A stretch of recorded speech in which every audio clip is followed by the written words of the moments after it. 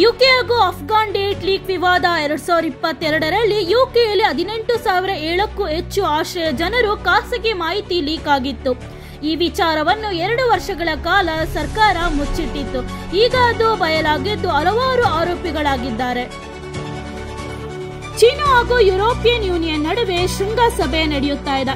ಈ ವಾರ ಚೀನಾದ ಬೀಜಿಂಗ್ನಲ್ಲಿ ಚೀನಾ ಮತ್ತು ಯುರೋಪಿಯನ್ ಯೂನಿಯನ್ ನಡುವೆ 50ನೇ ಶೃಂಗಸಭೆ ನಡೆಯುತ್ತಾ ಇದೆ.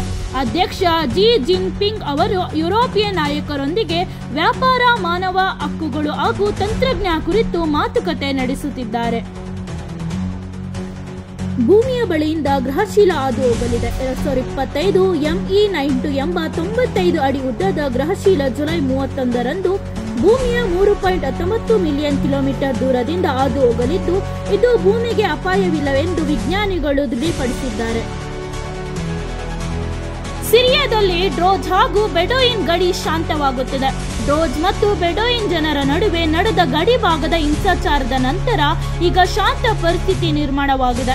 ಅಮೆರಿಕನ್ ಮಧ್ಯಸ್ಥಿಕೆಯಿಂದ ಸಿರಿಯಾದಲ್ಲಿ ಗಡಿ ನಿಯಂತ್ರಣ ಮತ್ತೆ ಸ್ಥಿರವಾಗಿಸಿದೆ. ಗಾಜಾ ಫ್ಲೊಟೇಲಾ ಮನವಿಯ ಸಹಾಯ ಯಾತ್ರೆ ಶುರುವಾಗಿದ್ದು, ಜುಲೈ 13ರಂದು ಇಟಾಲಿಯಿಂದ ಹೊರಟ ಆಂಡೆಲಾ ಬೋಟ್ ಗಾಜ್ ಕಡೆಗೆ ಸಹಾಯ ಸಾಗಿಸಲು ಪ್ರಯತ್ನಿಸಿದೆ. ಕೊನೆಗೆ ಬೋಟ್ ಮುಚ್ಚಲಾದ ಕಾರಣ ಅಂಟುಗಳ ಮೇಲೆ ಸಂಬೋಟೇಜ್ ಆರೋಪ ಕೇಳಿಬಂದಿದ್ದು, ಸಿಬ್ಬಂದಿ ಆಕ್ರೋಶ ವ್ಯಕ್ತಪಡಿಸುತ್ತಿದ್ದಾರೆ. ಅಹಮದಾಬಾದ್ ಲಂಡನ್ ಏರ್ ಇಂಡಿಯಾ ವಿಮಾನ ಅಪಘಾತ ತನಿಖೆಗೆ ನೂತನ ಅಧಿಕಾರಿಯ ನೇಮಕವಾಗಿದೆ.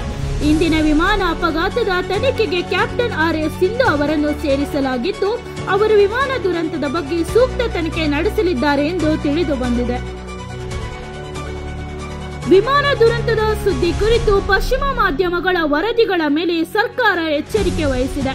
ವಿಮಾನದ ಅಪಘಾತದ ವಿಚಾರದಲ್ಲಿ ಕೆಲವು ಪಶ್ಚಿಮ ಮಾಧ್ಯಮಗಳು ತಪ್ಪು ವರದಿ ನೀಡುತ್ತಿವೆ ಎಂದು ವಿಮಾನಯಾನ ಸಚಿವ ಕ್ರೂ ರಾಮಮೋಹನ್ ನಾಯ್ಡು ಹೇಳಿದ್ದಾರೆ. ತನಿಖೆ ನಡೆಯುತ್ತಿದೆ, ತೀರ್ಮಾನಕ್ಕಿಂತ ಮೊದಲು ಎಲ್ಲರೂ ನಿರೀಕ್ಷೆ ಇಡಬೇಕು ಎಂದು ಹೇಳಿದ್ದಾರೆ.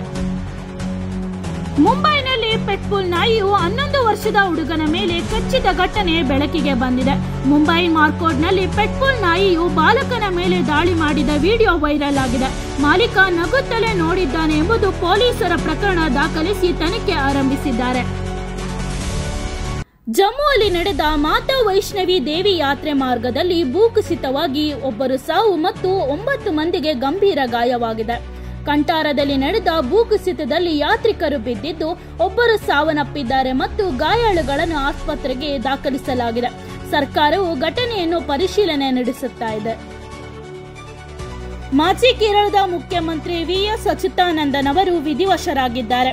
ಸಿಪಿಐ ಪಕ್ಷದ ಹಿರಿಯ ನಾಯಕ ಮತ್ತು ಕೇರಳದ ಮಾಜಿ CM ಅಚ್ಯುತಾನಂದನ್ ಅವರು 101ನೇ ವಯಸ್ಸಿನಲ್ಲಿ ನಿಧನರಾಗಿದ್ದಾರೆ. ಅವರು ಹೃದಯಾಘಾತದಿಂದ ಆಸ್ಪತ್ರೆಯಲ್ಲಿ ದಾಖಲಿಸಿ ಚಿಕಿತ್ಸೆ ಪಡೆಯುತ್ತಿದ್ದಾರೆ ಎಂಬುದು ಮಾಹಿತಿ ದೊರಕಿದೆ. ಉತ್ತರ ಕರ್ನಾಟಕದಲ್ಲಿ JDS ಪ್ರಚಾರ ಶುರುವಾಗಿದೆ. ನಿಖಿಲ್ ಕುಮಾರಸ್ವಾಮಿ JDS ಪಕ್ಷದ ಮುಖಂಡರಾಗಿದ್ದು, ಉತ್ತರ ಕರ್ನಾಟಕದಲ್ಲಿ ಪ್ರಚಾರ ಆರಂಭಿಸಿದ್ದಾರೆ. ಅವರು ಮುಂದಿನ ಚುನಾವಣೆಗಾಗಿ ತಯಾರಿ ನಡೆಸುತ್ತಿದ್ದಾರೆ ಎಂಬುದು ಮಾಹಿತಿ ದೊರಕಿದೆ. ತೇಜಸ್ವಿ ಸೂರ್ಯ ವಿರುದ್ಧ ಸರ್ಕಾರದ ಅರ್ಜಿ ತಿರಸ್ಕಾರವಾಗಿದೆ. ಕರ್ನಾಟಕ ಸರ್ಕಾರ ತೇಜಸ್ವಿ ಸೂರ್ಯ ವಿರುದ್ಧ ಅರ್ಜಿ ಸಲ್ಲಿಸಿತ್ತು. ಆದರೆ ಸುಪ್ರೀಂ ಕೋರ್ಟ್ ಅರ್ಜಿಯನ್ನು ತಿರಸ್ಕರಿಸಿ ಸರ್ಕಾರಕ್ಕೆ 25 ಲಕ್ಷ ದಂಡ ವಿಧಿಸಿದೆ. ತರಕಾರಿ ಅಂಗಡಿ ಮಾಲೀಕನಿಗೆ 29 ಲಕ್ಷ GST ನೋಟಿಸ್ ಆಗಿದೆ. ಹಾವೇರಿ ಜಿಲ್ಲೆಯಲ್ಲಿ ಒಬ್ಬ ತರಕಾರಿ ವ್ಯಾಪಾರಿಗೆ 29 ಲಕ್ಷ GST ನೋಟಿಸ್ ಬಂದಿದೆ. ಈ ವಿಷಯ ಸಣ್ಣ ವ್ಯಾಪಾರಿಗಳಿಗೆ ಆತಂಕ ಕೂಡ ಮೂಡಿಸಿದೆ. ಭೂಗರ್ಭ ನೀರಿಗೆ ಹೊಸ ನಿಯಮಗಳು ಜಾರಿಯಾಗಿದೆ. ಇನ್ನು ಮುಂದೆ ಬೋರ್ವೆಲ್ ತೆಗೆಯಲು ಸರ್ಕಾರದಿಂದ ಅನುಮತಿ ಕಡ್ಡಾಯ. ನೀರು ಬಳಸುವ ಪ್ರಮಾಣಕ್ಕೆ 1 ರೂಪಾಯಿಯಿಂದ 35 ಶುಲ್ಕ ವಿಧಿಸಲಾಗುತ್ತದೆ. KCET IT ಹಂಚಿಕೆ ಫಲಿತಾಂಶ ಪ್ರಕಟವಾಗಿದೆ. ಕರ್ನಾಟಕದ KCET MOOC ಹಂಚಿಕೆ ಫಲಿತಾಂಶ ಪ್ರಕಟವಾಗಿದೆ. ವಿದ್ಯಾರ್ಥಿಗಳು ತಮ್ಮ ಆಯ್ಕೆಯನ್ನು ಆಧರಿಸಿ ಮುಂದಿನ ಹಂತಕ್ಕೆ ತಯಾರಿ ನಡೆಸಬಹುದು. ಬೆಂಗಳೂರು 5 ನಗರಸಭೆಗಳಲ್ಲಿ ವಿಭಜನೆಯಾಗಿದೆ. ರಾಜಕೀಯ ಮತ್ತು ಜನಾಭಿಪ್ರಾಯದಲ್ಲಿ ಗೊಂದಲ ಮೂಡಿದೆ. ಬೆಂಗಳೂರು ಮಹಾನಗರ ಪಾಲಿಕೆ BBMPಯನ್ನು 5 ಪ್ರತ್ಯೇಕ ನಗರ ಸಂಸ್ಥೆಗಳಾಗಿ ವಿಭಜಿಸುವ ಯೋಜನೆ ಕುರಿತು ಬಿಜೆಪಿ ಮತ್ತು ಕಾಂಗ್ರೆಸ್ ನಡುವೆ ತೀವ್ರ ರಾಜಕೀಯ ಚರ್ಚೆ ನಡೆಯುತ್ತಾ ಇದೆ. ಬನ್ನಿಗನಹಳ್ಳಿಯಲ್ಲಿ 4 BHK ಮನೆಗೆ 23 ಲಕ್ಷ ಡಿಪಾಸಿಟ್. ದುಬೈಯನ್ನು ಮೀರಿದ ಬಾಡಿಗೆ ಇದು. ಕೆನಡಾದ ಡಿಜಿಟಲ್ ಕ್ರಿಯೇಟರ್ ಬನ್ನಿಗನಹಳ್ಳಿ 4 BHK ಮನೆಗೆ 23 ಲಕ್ಷ ಡೆಪಾಸಿಟ್ ನೀಡಿದ ಬಗ್ಗೆ ವಿಡಿಯೋ ಹಾಕಿದ ನಂತರ ಸಾಮಾಜಿಕ ಜಾಲತಾಣಗಳಲ್ಲಿ ಭಾರಿ ಚರ್ಚೆ ಮೂಡಿದೆ. ಮೀಟರ್ ಬಿಟ್ಟು ಡಿಜಿಟಲ್ ಟಿಪ್ ಒತ್ತಾಯ. ಆಟೋ ಪ್ರಯಾಣಿಕರು ಅಸಮಾಧಾನ ತೋರುತ್ತಾ ಇದ್ದಾರೆ. ಬೈಕ್ ಟ್ಯಾಕ್ಸಿಗೆ ನಿಷೇಧ ಬಂದ ನಂತರ ಆಟೋ ಚಾಲಕರು ಮೀಟರ್ ಬಳಕೆ ತಪ್ಪಿಸಿ ಹೆಚ್ಚುವರಿ ಟಿಪ್ ಅಥವಾ ಡಿಜಿಟಲ್ ಪಾವತಿಯತ್ತ ಒತ್ತಾಯಿಸುತ್ತಾ ಇದ್ದಾರೆ. ಮೆಟ್ರೋ ಫೇಸ್ 3 ಯೋಜನೆಗೆ 11,000 ಮರಗಳ ಕಡಿತವಾಗುತ್ತಿದೆ. ಬೆಂಗಳೂರು ಮೆಟ್ರೋ ಹೊಸ ಹಂತದಲ್ಲಿ ಕಾಮಗಾರಿಗಾಗಿ ಸುಮಾರು 11,000 ಮರಗಳನ್ನು ಕಡಿದು ಹಾಕುವ ಯೋಜನೆ ಹಿನ್ನೆಲೆಯಲ್ಲಿದೆ. ಉತ್ತರ ಬೆಂಗಳೂರಿನಲ್ಲಿ 216 ರೌಡಿ ಶೀಟರ್ಗಳ ಮೇಲೆ ಬೆಳಗ್ಗೆನೆ ದಾಳಿ ನಡೆದಿದೆ.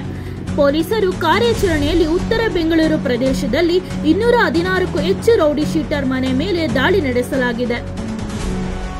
ಇದೇ ತರ ಅಪ್ಡೇಟ್ ನ್ಯೂಸ್ಗಳಿಗೋಸ್ಕರ ನಮ್ಮ ಚಾನೆಲ್ನ ಮೊದಲು ಸಬ್ಸ್ಕ್ರೈಬ್ ಮಾಡಿ ಮತ್ತು ಬೆಲ್ ಬಟನ್ ಒತ್ತೋದು ಮಾತ್ರ ಮರಿಬೇಡಿ. ಫಾಲೋ ಮಾಡಿ, ಲೈಕ್ ಮಾಡಿ ಹಾಗೂ ಕಮೆಂಟ್ ಮಾಡಿ. ಧನ್ಯವಾದಗಳು.